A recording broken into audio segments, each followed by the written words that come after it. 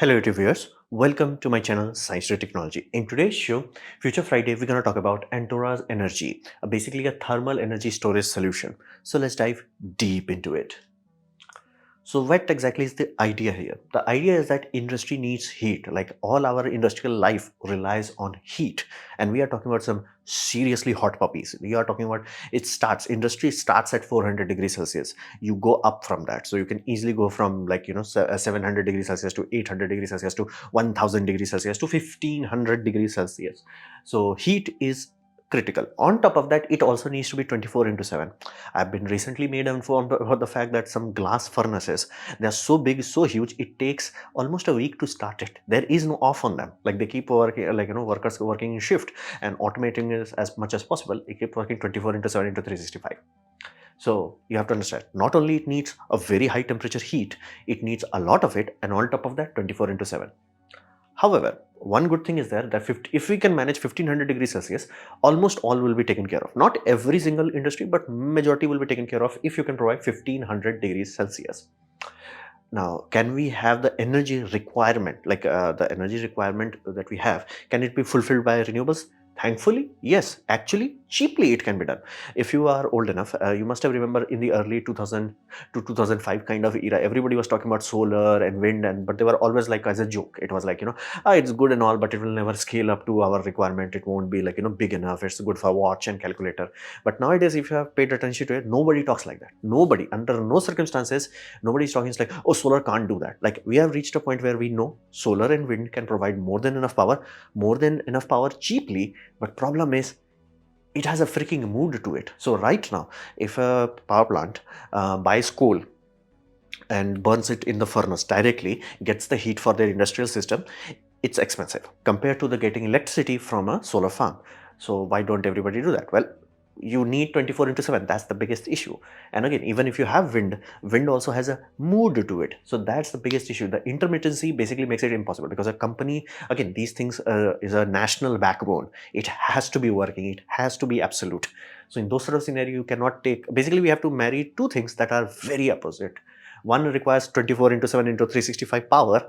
Another is like, lol, my mood. So you have to balance these two things out, which is very difficult. So how do we do that? Well, we go into physics, which is buffer. You put a buffer, exactly how we built dams. So idea of dam is like the inflow, basically a canal coming from dam would be always constant. Why? Because again, it has a huge reservoir that slowly overfills up during overflow period, and then drains under downflow drought conditions. So you always get a fixed output, but the buffer is going up and down. So we need a huge buffer that can store this much energy for our industrial use at high temperatures, and we do not have to worry about it. Because we have the energy. Energy is there. That's sorted. At this point in time, basically kilowatt hour that you can get out of coal, it's more expensive compared to solar. And in some European places, it's more expensive than wind. So that happened. So we have the source. We just need a buffer. So what's the logic behind it? Well, logic is there is a excess power right now. Now be mindful, when I say excess power, I do not mean there is always more than enough power. Excess power simply means there is a very serious scenario in most countries, especially countries that are going all in on solar like India and California, is that creating a paradox where it's like during daytime, so much solar energy is in the grid that grid is zero, off, done. It's like, bro, done. We are not buying electricity, done. At that point in time, people have to shut down production unit, which we call power curtailment. Meaning at that point in time, again, you cannot send the signal to, let's say, a nuclear power plant, hey, you have to shut down. You can't do that to coal. You can't, like, there is a priorities list. How do you shut it down? So that, how do you shut it down? The first thing is freaking wind, and second thing is solar. So they have to shut down. And if you see large wind farms, and most of the time you are seeing them not working, it simply means grid does not have a demand for it, and its wind is like, I just want to give you energy. So that's a very serious issue. So there is a point in the grid daily where you will have cheap to free power, meaning at that point in time, a 1 unit of energy will have X amount of cost. No matter what they do, that has X is there, and they sell you for this much profit. Okay, but here's the deal: during that cheap power where everybody is producing, they will be willingly, happily sell you to at very little price. So you can buy what we call dirt cheap power, meaning it's almost free for you. So you can buy it. Companies are happy, at least they're making some profit rather than loss. So everybody wins in that scenario. And then you use resistors to heat big carbon blocks, basically big graphite blocks. You heat this puppy up. And then This puppy has become your clean source of energy, meaning renewable energy came in. It came in its own mood, but this was the buffer. You keep heating it up, and this becomes a constant source for your industrial application, where you get constant, clean, controllable 24 into 7 power without any issue. And it can give electricity back if you need to, meaning for some scenarios you need, let's say your power plant is like, hey, me good, we only need heat. But sometimes you're like, hey, heat is good, heat is majority of our requirement, but we still need some power also. It can be done, meaning these blocks can dump power utilizing thermo photovoltaics, basically infrared solar panel, so to say, IRPV. Basically it works, it has multiple junctions. It's like, I'll talk further why it needs multiple junction, but they are not made out of silicon. Silicon is not reactive in that sort of spectrum.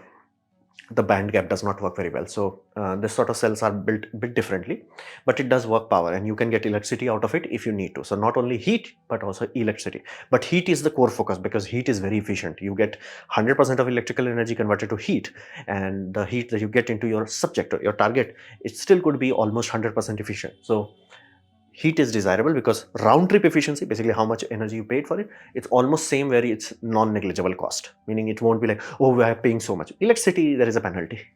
So that's the logic behind it. So how do you build it? What's the design of it? Design is you first start with a huge enclosure that is high temperature insulation box. It has to handle very high temperature, at least 3000 degrees Celsius. Then you dump your energy into high temperature resistive heaters. Basically your kilowatts of or megawatts of energy goes into that heater, and that heat is stored in graphite stores. Basically graphite stores it. Now why graphite? There are many options. You have sand, you have cement, you have bricks, and you have this graphite. Now graphite has the advantage that it can go very high in temperature. Most other stuff like sand will literally melt. Phase transition will happen. Now of course if you design it that way, go YOLO. You want phase transition, you can go YOLO on that. In this, you do not have to worry about it. It's a block, it remains block until 3000 degrees Celsius, meaning this puppy can absorb a lot of heat, and that's desirable. You want your basically dump temperature. Basically, I want to heat my object at 1500 degrees Celsius. You want your source to be as hot as possible. If you paid attention to your soldering iron, you must have noticed these things can go very hot. Like this puppy can go to 450 degrees Celsius, even though solder melts at 200 degrees Celsius. Why? That's the whole reason. You want heat to flow willingly. So graphite can go so hot, like 3000 degrees Celsius, that it's super easy. It's minor inconvenient for this puppy to dump all its heat into a 1500 degrees Celsius target, and you have a lot of range. That allows density, meaning this small box, quote unquote, can carry a lot of oomph, lot of energy. And you heat it up. How much you heat it up? Well, easiest way how metallurgists used to deal it back in the day, it starts to glow white hot, meaning these things become glowing, almost like a light bulb. And at that point in time, at that sort of temperature, your energy medium has changed. Your energy medium will go from conduction, convection to photon. Basically, it's behaving exactly like sun is transferring energy from sun to us, even though there is a vacuum of almost 8 minutes, and sun can still dump heat onto us. Same thing here. It's like you can have a vacuum chamber around it, it will still dump heat outside because photons. So photons become the energy carrier. So basically it's a flashlight from your engineering point of view that can melt anything at 1500 degrees Celsius. So that is the core of it. That's how you melt your steel, your concrete, and whatever you need to do, you get, that's how it is. And that's how they're controlling the energy influx and outflow. Basically they are shutter, they are opening or closing. Now, what about electricity? Well, you have to utilize their custom built thermophotovoltaic cell, because be mindful, normal thermophotovoltaic cells are very low efficiency. You are looking at 30% maybe. So 40% is a bit far out there, but this company is also getting grant for that reason also. It's not only like, oh, we are building a thermal storage. No, it's thermal and power. So to thermal and power, they require to solve this part.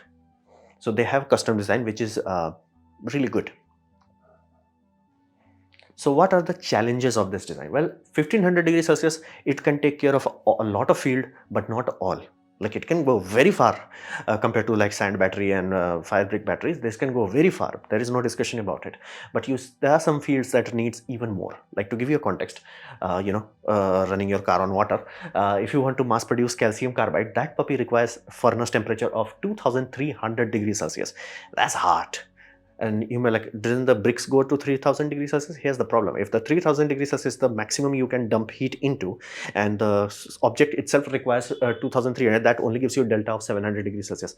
Not a lot. You want the delta to be as much as possible. So if you ever wanted something to heat 2300 degrees Celsius, you may want some stuff that has in terms of storage transfer, you may want something, let's say 5000 degrees Celsius. You want super duper hyper hot. And refractory metal, that's a whole different ball game. Now the core reason we are focusing on steel and aluminum is simply because we produce a lot of them. We do not produce same amount of tungsten and all that. But again, tungsten is still being produced, it's still important stuff. And be mindful, look at the tungsten temperature. Yeah, this puppy is like, bro, tungsten is like, bro, are you even trying to heat me up? It's like tungsten is a whole different level.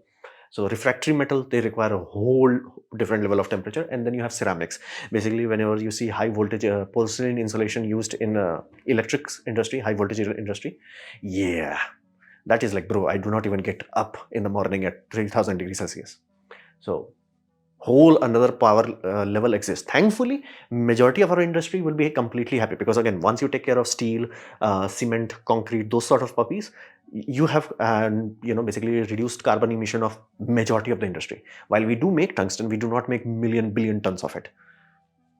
So blocks can go to 3000 degrees Celsius, but the temperature delta, if you reduce it, it will reduce your capacity and efficiency, meaning you would need bonkersly large amount of blocks. You would need to keep them hot unnecessarily, so to say, and your efficiency will also go down because you only have 700 degrees Celsius delta. So that will be a serious issue. And thermal to electric conversion, that's the biggest issue. It will always be poor. This design fundamentally cannot compete against, let's say, pumped hydro or, chemical battery system. Chemical would be best because it can reach almost round trip efficiency. We have reached a point where 90% is just given. Like you do not even calculate below than that. Like 90% is there. So why we can't make it a lot of electricity out of it? Well, because it's not a laser.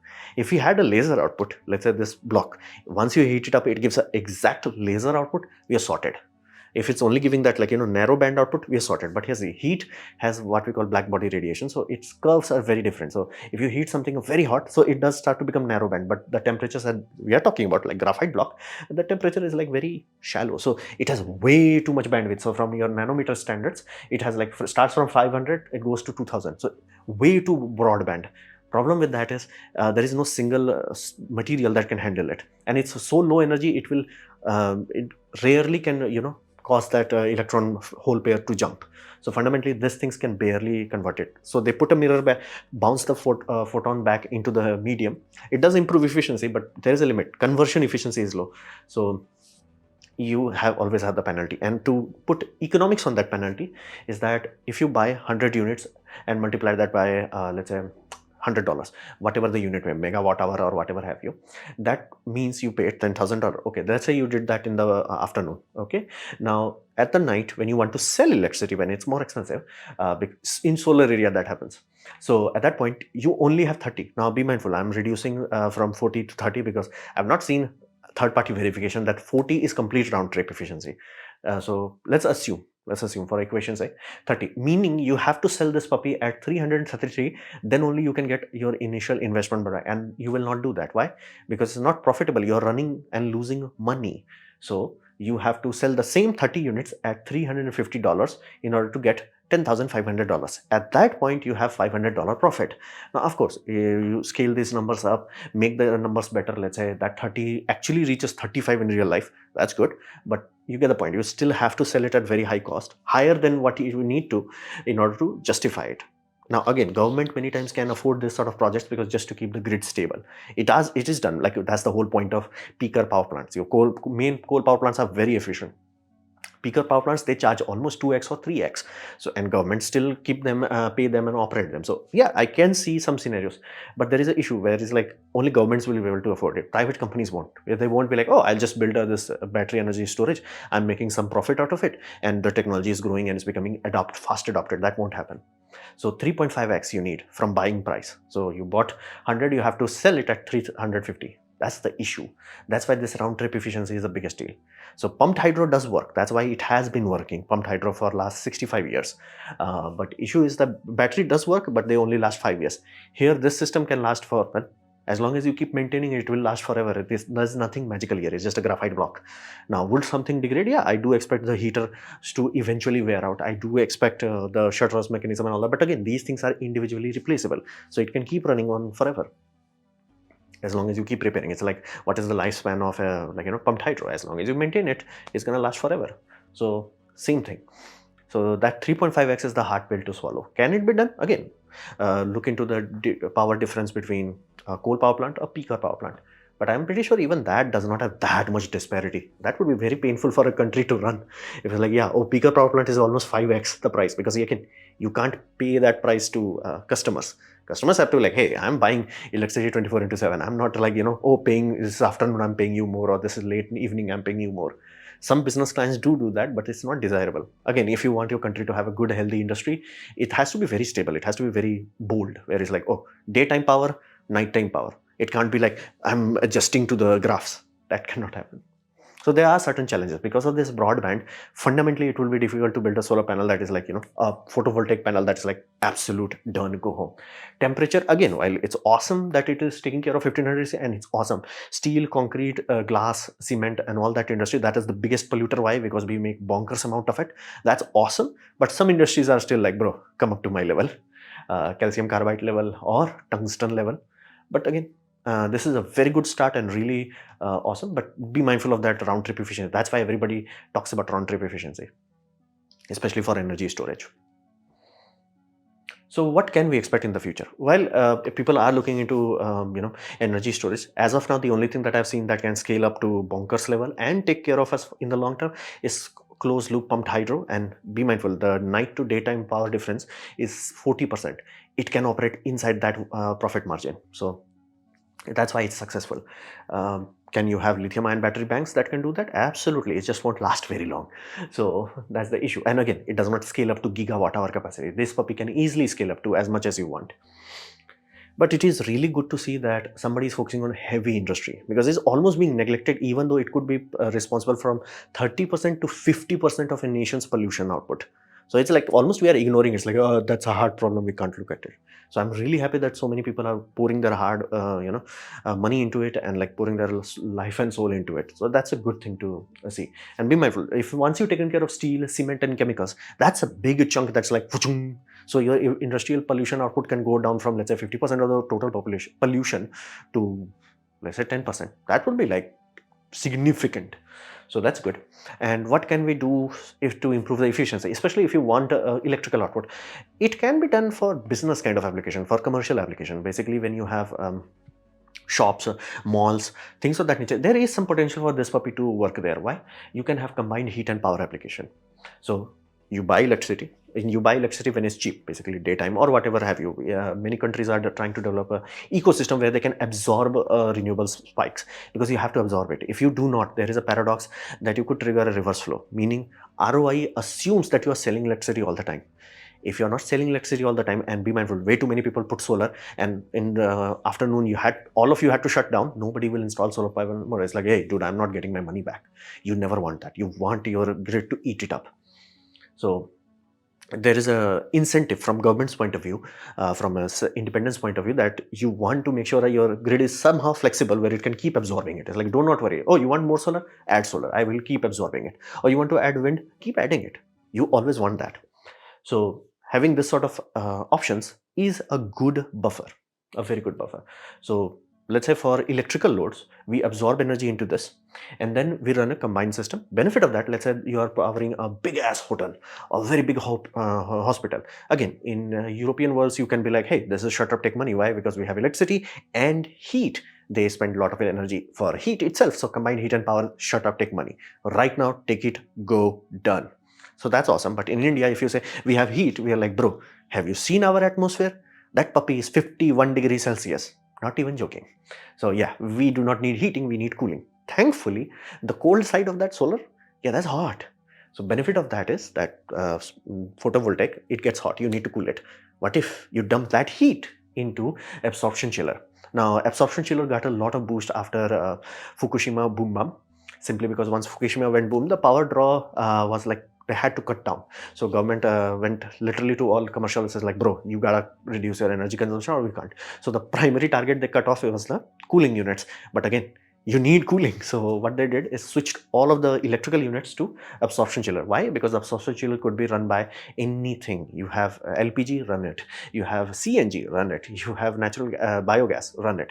So using fuels, they started to counteract it. So a lot of development happened in the last few years based on absorption chiller. And if you have high enough temperature, let's say 300 degrees Celsius or even 150 degrees, basically it must be higher than the ambient. So if let's say in India, ambient is 51 degrees Celsius, you want hot source to be as hot. Like if it's 300 degrees Celsius, shut up, take money. That will work efficient AF. So in those scenarios, you get a lot of cooling directly and you get a lot of electrical power. It may be justifiable. In those scenarios, I can say it, especially if a government is incentivizing, bulk buy. Just buy it, man. Because again, it won't be awesome for a renewable provider, energy provider to be like, hey, I'm not making that much money. It would be worst if it was like, oh, I have to turn off. Curtailment? No, thou shall not have curtailment. So it's a very good buffer in that scenario. Now, other things also can be done because these blocks are hot. It can replace a coal boiler. You can just go to an old coal, decommissioned coal power plant and just recommission it. And because of the temperature, it will work without too much issue. And you have to do one change. We used to condense water. Water condenser was basically we had steam. It was condensed using water. Problem with that steam was super hot. Water used to evaporate, meaning we were drinking reverse dry. Yes, that happened. Yes, in every country, including France. And yeah, that's why France had issue during the last year's drought where they were like, yeah, we have to actually tone down the nuclear reactors because yeah, we no longer have rivers to cool it. So you have to understand, we have to manage the water. So thankfully, we have an air-cooled condenser. Now, consequence, it's huge, like it's freakishly huge. But it can be done. You no longer have the space requirement of that coal infrastructure. So you just have a graphite blocks that is acting as the main boiler. And all the coal area would be dedicated to air-cooled condenser. India just got its first one in Jharkhand. It's a really huge, bonkersly huge, but it does work and it does give you grid inertia. So you can have a system where it's like, I just keep buying electricity. I no longer have a peaker power plant. I have something that gives me grid inertia because it's a spinning mass. That's awesome. All the setup is already there. All the electrical wiring is already there. You just keep dumping energy into it. Keep dumping energy. It's like, oh, we need energy. No problem, sir. We got it. We got the temperature. So there is some good option of like scaling this puppy up. That's a really desirable. Again, let this be very clear that input and output deficiency, that 3.5x, maybe your government is already paying it. It's coming up your inflation. That may be coming from your inflation bill rather than directly on your electric bill. So there is some good hope, and I'm really happy that people are looking into heavy industry. So instead of just like, oh, only focus on cars because we can fix it, it's like, they're focusing on it. I'm happy with that. So this was my presentation on basically thermal energy storage solution. Hopefully you have liked it, learned from it. In that case, please click the like button, share it amongst a friend. That will help me a lot. If you didn't like it, didn't enjoy it, I urge you to press dislike, press it twice to show me extra disappointment. Please leave a comment because I do try to reply to all of them. Subscribe, press the bell icon if you're free, and as always, thanks for watching.